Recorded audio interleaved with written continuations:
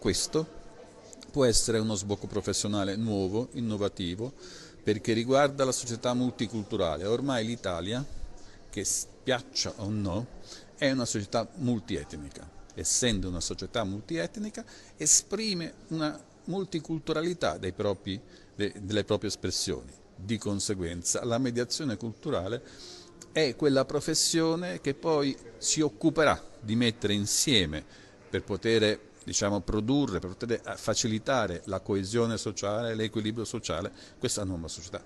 Proprio per far capire questo rapporto tra la trasformazione sociale e la mediazione culturale, ci occuperemo della narrazione che viene fatta sui mezzi di comunicazione di massa delle migrazioni, come viene interpretata, come viene gestita, come viene valutata, e di lì si potrà capire il modo con cui noi, cultura italiana, stiamo affrontando questo, come potremmo affrontarla in maniera diversa e quali strade la mediazione culturale potrebbe intraprendere per correggere e per rendere più equilibrato questo percorso.